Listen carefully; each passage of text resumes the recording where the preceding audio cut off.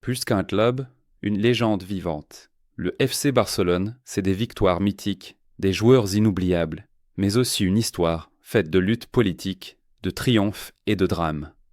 Comment une équipe de football est-elle devenue le symbole d'un peuple entier? Aujourd'hui, on plonge dans l'épopée du Barça. Fondé en 1899 par un groupe d'amis mené par Joan Gamper, le FC Barcelone n'est pas qu'un club de football, c'est une institution.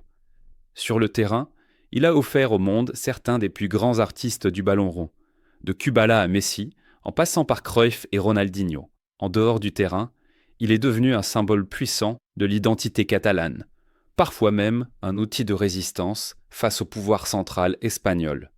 Son slogan « Més qu'un club », mais pas qu'une formule marketing. Il résume plus d'un siècle de passion, de fierté et de combat.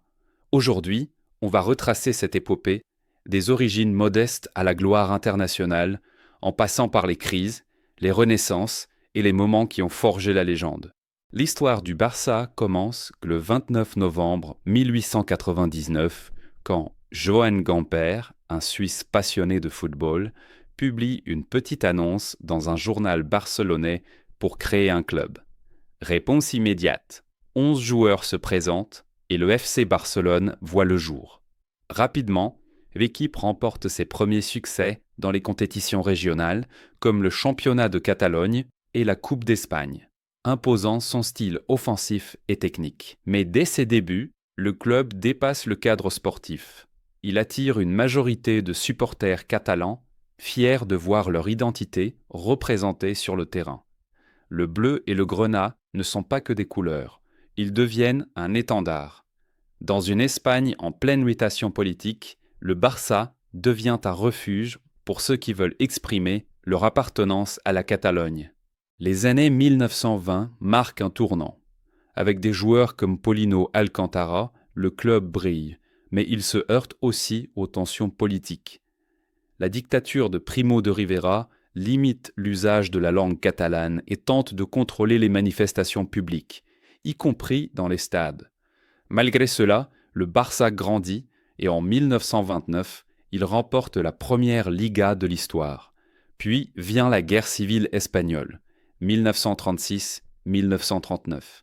Le président du club, Josep Sunyol, fervent catalaniste, est arrêté et exécuté par les troupes franquistes. Beaucoup de joueurs fuient, d'autres restent mais vivent sous la menace. Le Cor de l'Écor, stade historique du club, est bombardé. À la fin du conflit, le Barça est affaibli, mais l'idée qu'il représente survit. À la fin de la guerre civile, le FC Barcelone se retrouve dans un contexte difficile. Sous la dictature franquiste, toute expression catalane est réprimée. La langue est interdite dans les espaces publics. Et même le nom du club est castillanisé en Club de Football Barcelona. Les symboles catalans disparaissent du blason.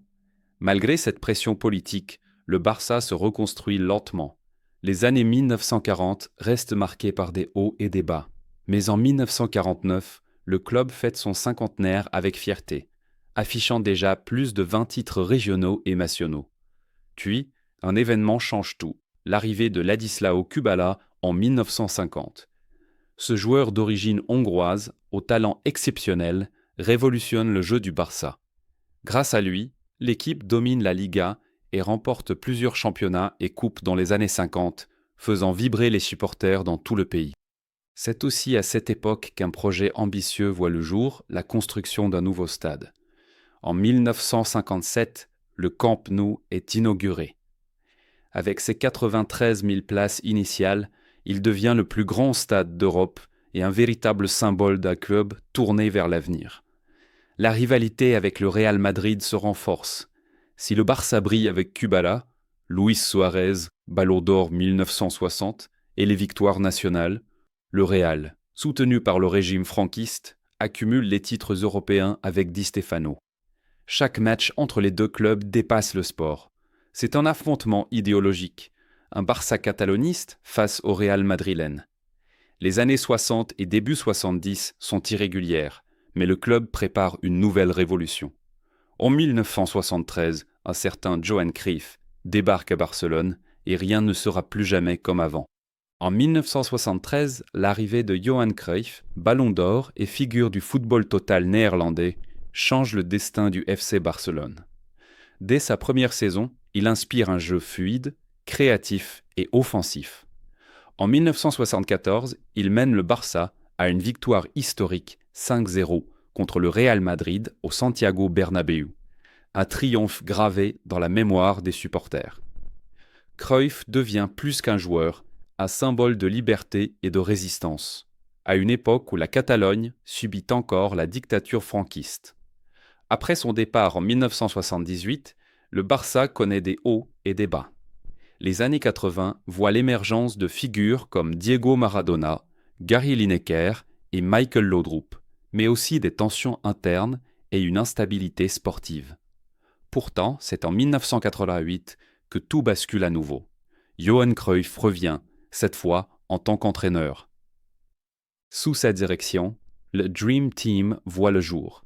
Basé sur la possession, les passes rapides et le jeu collectif, cette philosophie inspire tout le club.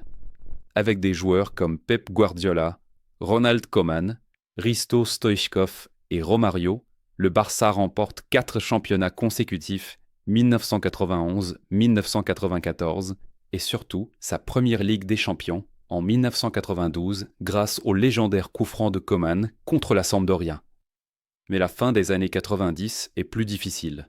Blessures, tensions avec la direction et départ de Cruyff en 1996.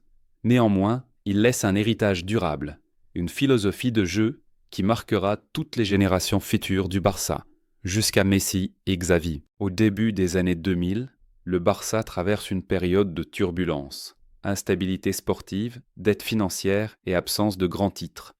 Mais tout change en 2003, avec l'élection de Joan Laporta à la présidence et l'arrivée de Ronaldinho.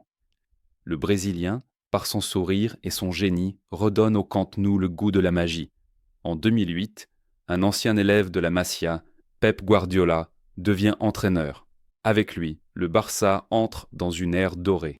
Sa philosophie, héritée de Cruyff, est perfectionnée. Le fameux tiki-taka, fait de passes courtes, de mouvements constants et de pressing haut. Mené par Lionel Messi, Xavi et Iniesta, l'équipe remporte tout. 6 trophées en 2009, 2 triplés historiques, 2009 et 2015, et un football unanimement reconnu comme l'un des plus beaux de l'histoire. Messi devient la figure absolue du club, battant tous les records. Meilleur buteur de la Liga, 6 ballons d'or sous le maillot Blaugrana, et des performances inoubliables, comme le 6-2 au Bernabéu en 2009. Mais derrière la gloire, les problèmes financiers s'accumulent. Mauvaise gestion, transferts coûteux et pandémie mettent le club dans une crise profonde. En 2021, coup de tonnerre, Lionel Messi quitte le Barça, faute de pouvoir prolonger son contrat à cause des règles financières de la Liga. Les supporters vivent un choc émotionnel. Depuis, le club reconstruit avec des jeunes talents comme Pedri, Gavi et Ansu Fati et retrouve un titre de champion d'Espagne en 2023 sous Xavi, revenu en tant qu'entraîneur. Aujourd'hui, le Barça reste un symbole mondial porteur d'un héritage qui dépasse le football. Mais entre tradition, identité catalane et pressions économiques, l'avenir pose une question.